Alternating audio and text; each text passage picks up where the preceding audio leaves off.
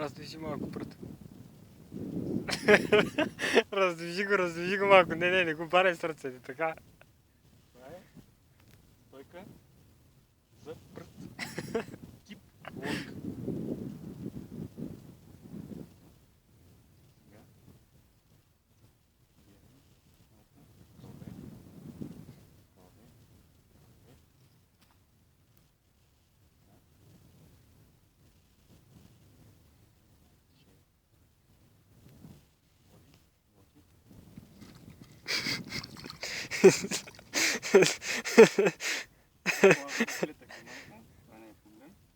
Я покажи, демонстрирай без ръце как става работа. И обърни се, бе.